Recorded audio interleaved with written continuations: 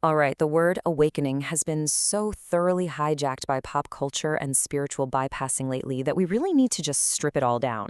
Seriously, what did the mystics, the scientists, and the ancient traditions actually know about the opening of the human soul? Let's get right into it. Okay, let's dive into this. Before we can accurately define the real thing, we need a complete clearing of misunderstandings. We have to look at what awakening is absolutely not. We're going to rapid fire through these. First, awakening is not a feeling. It's not some sustained emotional high or bliss on demand. You can feel completely ordinary or honestly even terrible and be right in the middle of the most important awakening passage of your life. Second, it is not a belief system. You don't become awakened just by adopting new ideas. Swapping Christianity for Buddhism or materialism for New Age thought, that's just putting new furniture in the exact same room. Awakening is the dissolution of the room itself. Third, it's not an arrival. There's no finish line where you just park forever. It's an ongoing process. Fourth, it's not just for the quote-unquote spiritual. You really don't need a formal religious life or perfect church attendance for this restructuring of consciousness to happen. Fifth, it is not about leaving the world or getting completely detached. Awake people are actually way more present. And finally, it's not the same thing as being a good person. Look, moral virtue is great, but awakening is a fundamental change in the structure of your perception, not just a promotion to better behavior. So, with all that out of the way, let's look at the core definition. What actually is awakening? When we step back and look at the historical consensus across all these global wisdom traditions, we find something amazing. Even though their cultures vary wildly, the core substance of what they're saying is exactly identical. Awakening is the direct recognition, totally beyond intellectual belief, that your ordinary sense of self is not the deepest layer of what you are. Beneath that I that you usually think of as you, there is this unchanging, boundless dimension of consciousness, and it's continuous with the very source of reality. Recognizing this, even for just a split second, restructures absolutely everything. Now, the operative word across every single one of these traditions is direct. You're knowing or experiencing the truth firsthand. The Sufis call it kashaf, an unveiling. Zen Buddhism calls it kensho. It is not something you just believe. It's not inferred, and you're not just hoping for it. Intellectual agreement simply isn't enough here. The truth has to be seen and directly experienced, not just thought about. To really wrap our heads around this, let's compare these two ideas. On one side, you've got the ordinary sense of self. That's your ego, your persona, the whole accumulated story of me. And hey, this is real. It's a highly functional tool. But awakening dissolves the mistaken belief that this is all you are. The traditions use this brilliant metaphor. Believing your ego is the center of everything is literally like a single wave mistaking itself for the entire ocean. On the other side, you have that unchanging dimension of consciousness. It's boundless. It's what was always already the case.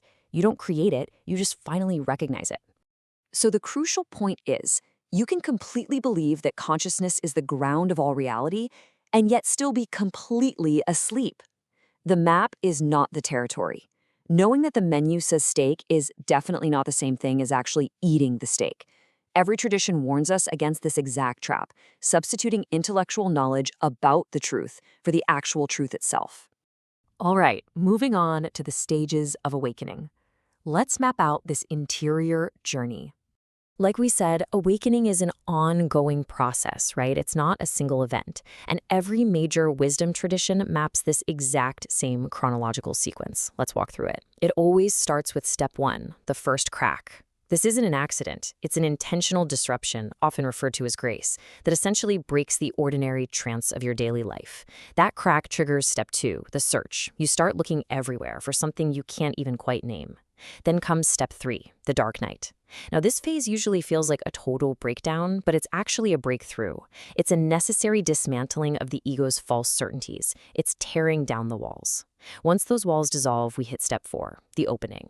This is that direct glimpse of what is real that permanently shifts your perception.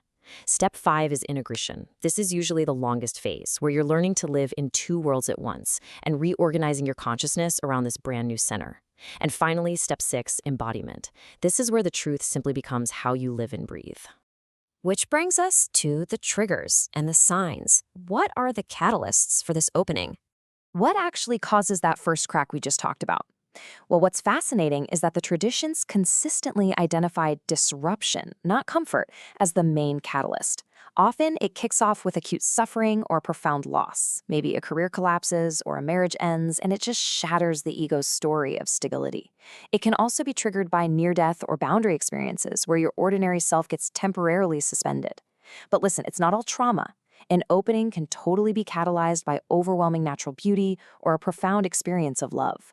Sustained spiritual practice absolutely sets the right conditions. Sometimes it's an encounter with a transmission agent, someone who is already genuinely awake and sort of transmits that state to you. And then finally, there's just grace. These are openings that are completely unsolicited. They just arrive out of nowhere with no identifiable cause whatsoever. Now, with all those wild variables, it begs a really important question for you watching this explainer. How do you actually know what's happening? How can you tell if you, or maybe someone you love, is actively inside this process right now? Well, we have some very observable, real-world markers. You might suddenly develop a total intolerance for superficial conversation. Small talk just becomes unbearable.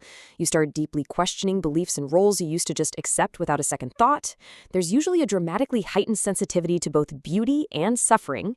You get this distinct feeling of being between worlds, like you no longer belong to your old life, but you haven't really arrived at the new one yet. You might start having these inexplicable moments of just vast stillness that don't fit into your normal worldview at all.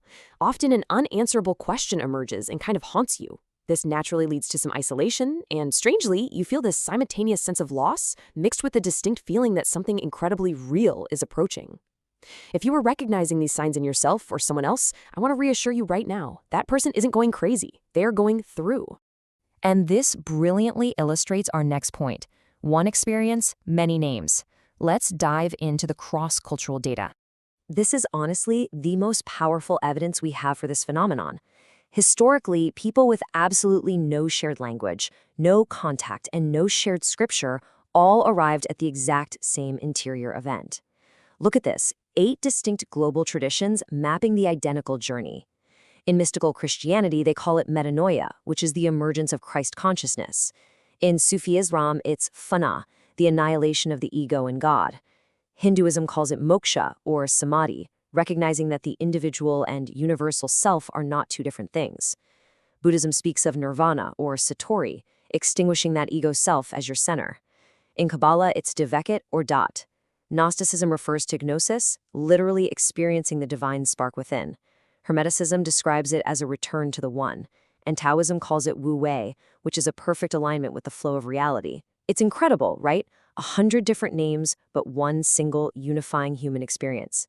So how do you orient yourself? What are you supposed to actually do with all this?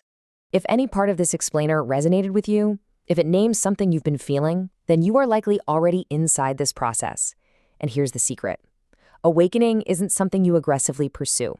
It's something you simply orient toward once you realize it's already begun. So here are 3 commitments to help guide you.